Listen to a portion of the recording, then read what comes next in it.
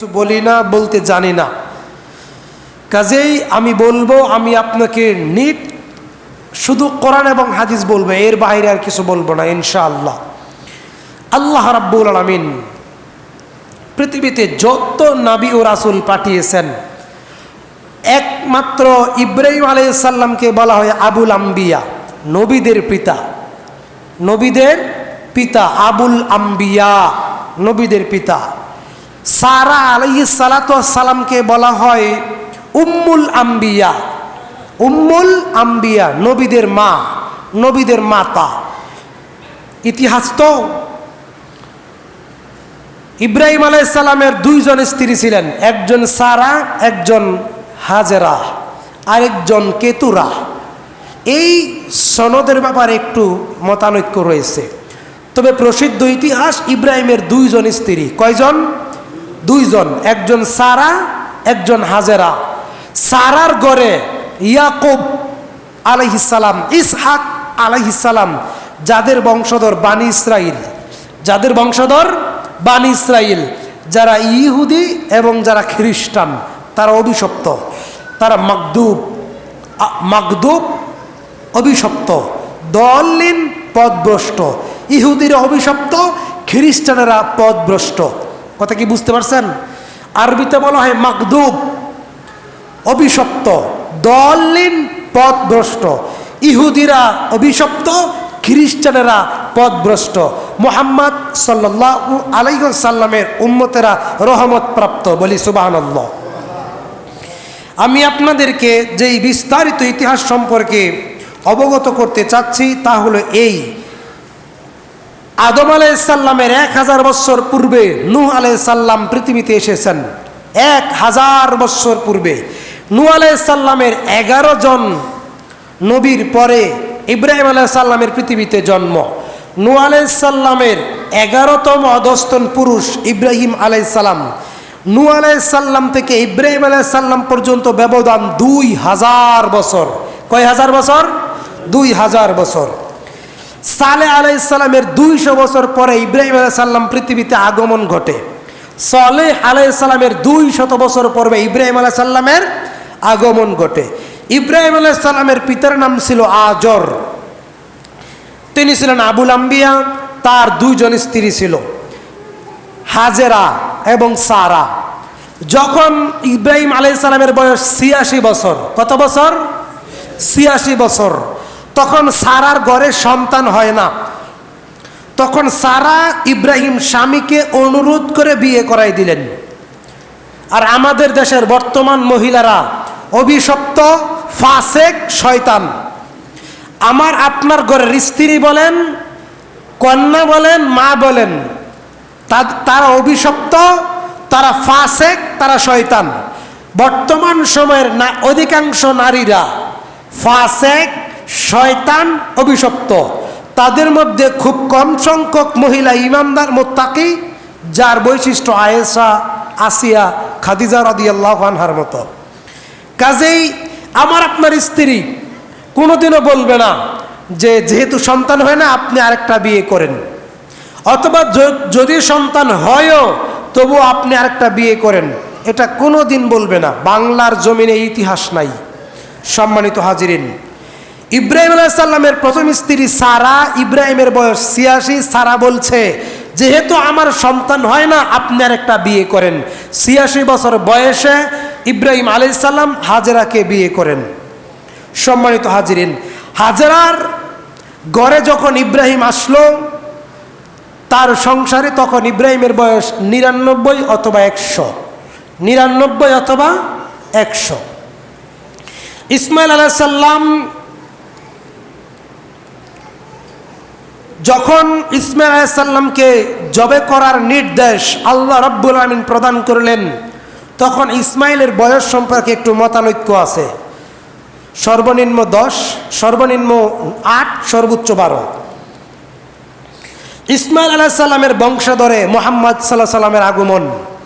ইসমাইল আলাইহিস সালামের বংশধরে মুহাম্মদ সাল্লাল্লাহু আলাইহি সাল্লামের আগমন, এগুলো ইতিহাস।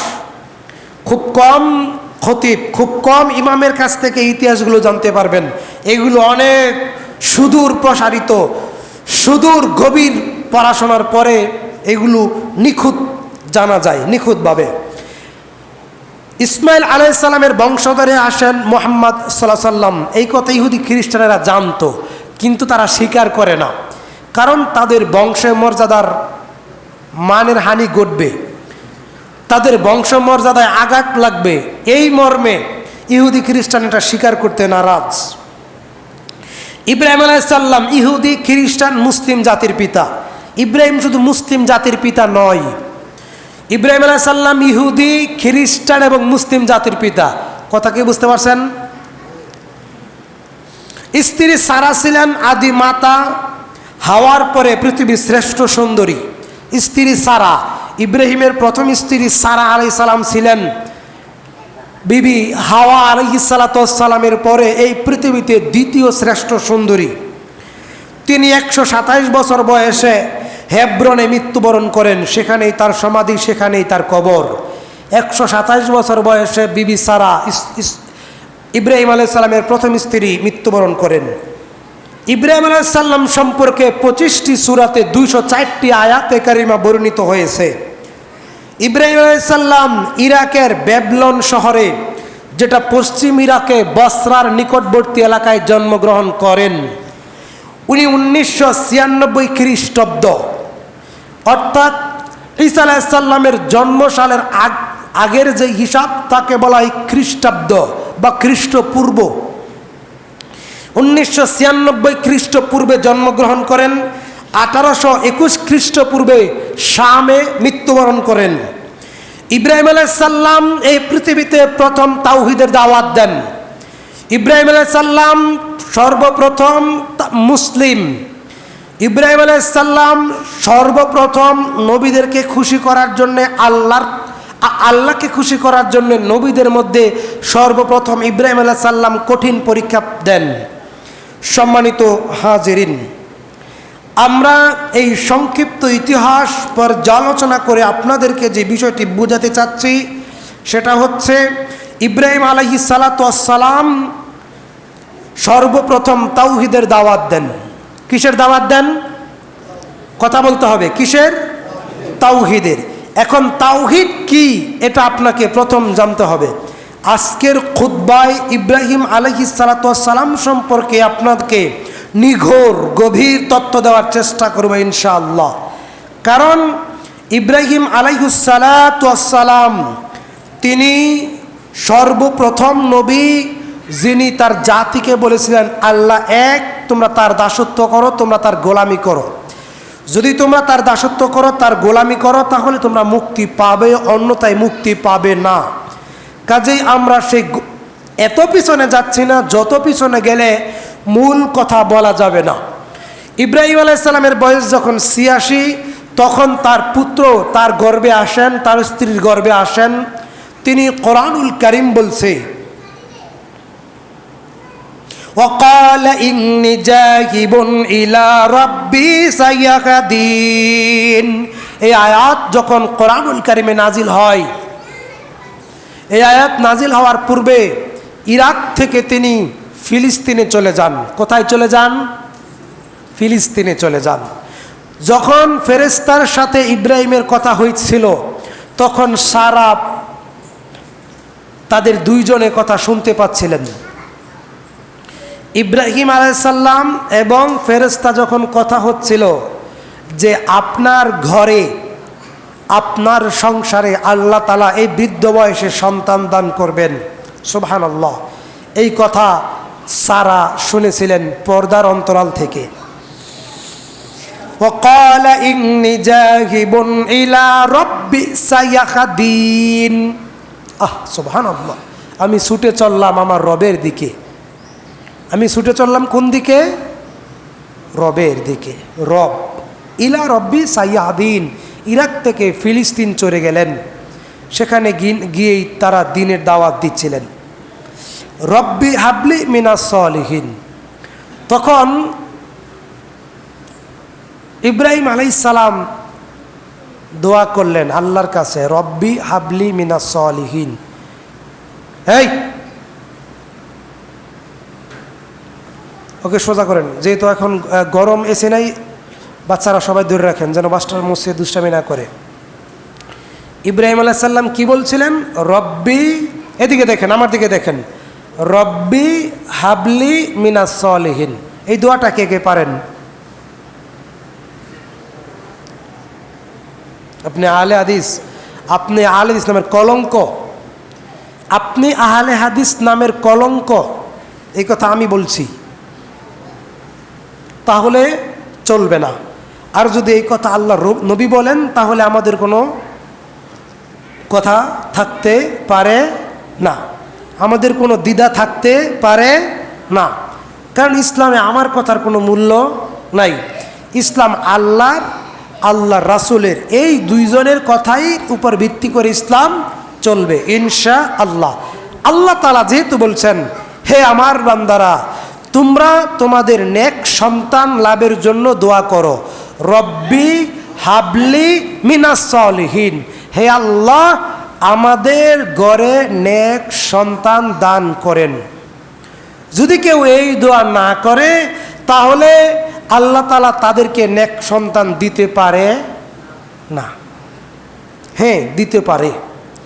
যদি কেউ এই অর্থ না বুঝলেও, এই দোয়া না করলেও, যদি কেউ হাত তুলে বলে, সিজদাতে বলে, আল্লাহর কাছে চায়, হে আল্লাহ আমাকে একটা নেক সন্তান দেন, আরবিতে না বললেও যদি বাংলায় বলে যে হে আল্লাহ আমাকে একটা ভালো সন্তান দেন, মানুষ বলতে পারে না?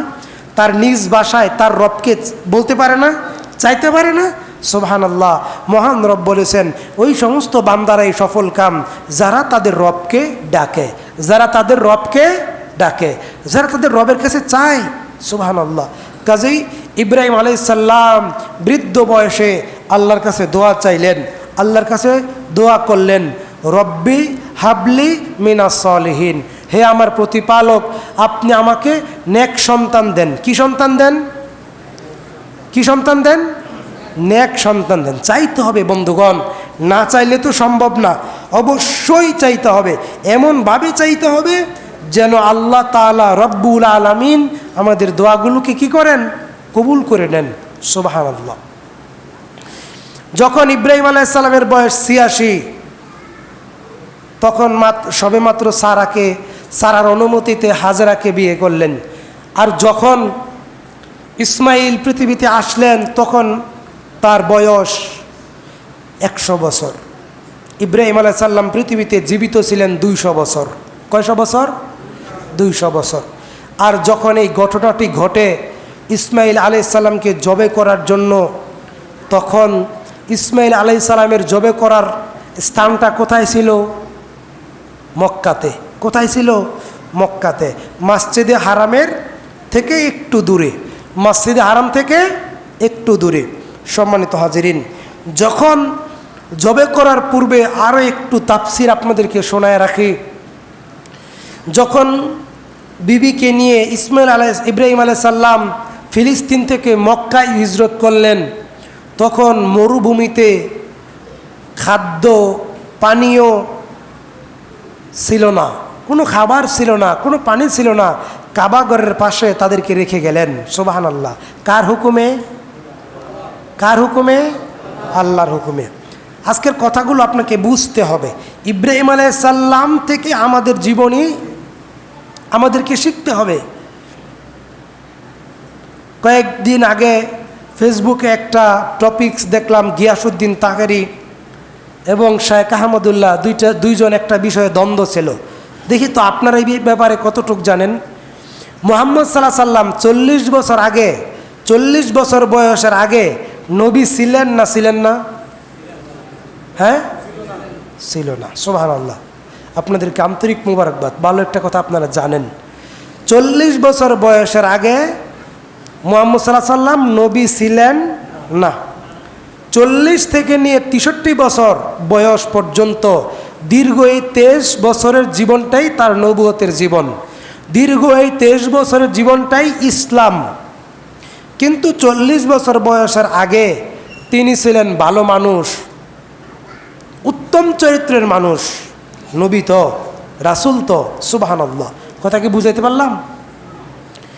ইব্রাহিম আলাইহিস সালাম যখন তার স্ত্রী তার সন্তানকে নিয়ে ফিলিস্তিন থেকে মক্কাতে আসলেন, তখন সেখানে কোনো খাদ্য, কোনো পানীয়, কোনো কিছুই ছিল না। যখন তার ছোট্ট শিশু ইসমাইল, এখানে আপনাদের একটা ভুল ভাঙানোর জন্যে হয়তোবা এই তাফসীরটা পেশ করতেছি সম্মানিত হাজিরিন। যখন বিবি হাজেরা সাফা এবং মারোয়া 7 বার যখন দৌড়াদৌড়ি করলেন, তখন পাহাড়ের উপর থেকে দেখতেছেন ইসমাইল আলাইহিস সালামের, যেখানে ইসমাইলকে শুইয়ে রাখা হয়েছিল, শোয়া রাখলেন, তার পায়ের নিচ থেকে পানি উঠতেছে, ঠিক না? আচ্ছা বলেন তো, এটা কি ইসমাইল আলাইহিস সালামের পায়ের আঘাতে পানি হওয়া শুরু হয়েছিল? কার আঘাতে? হ্যাঁ, জিব্রাইল। মাশাআল্লাহ, কথা বুঝতে পারছেন? সেখানে আল্লাহ তাআলা জিব্রাইলকে পাঠিয়ে দিয়েছেন। ছোট্ট বাচ্চা ইসমাইল পানির তৃষ্ণায় কাতর, তার মা হাজেরাও পানির তৃষ্ণায় কাতর। সেই পানি হচ্ছে বরকতময় পানি, সুবহানাল্লাহ। হাদিসে বর্ণিত হয়েছে, হাজেরা যদি আল্লাহর নাম নিয়ে সেই পানিকে চতুর্দিক থেকে বাদ না দিতেন, তাহলে নবী মুহাম্মদ সাল্লাল্লাহু আলাইহি সাল্লাম বলছেন সারা পৃথিবী তলায় যাইতো পানিতে। কার বরকত? আল্লাহর। কার বরকত? আল্লাহর, সুবহানাল্লাহ। জিবরাইল আলাইহিস সালামের আঘাতে সেখান থেকে পানির কূপ অথবা পানির ঝর্ণা যাই বলি আমরা, পানি নিচ থেকে উঠতেছিল। আর আমরা ছোট থেকে শুনে আসছি যে ইসমাইলের পায়ের আঘাতে পানি উঠতেছিল। জি না, ইসমাইলের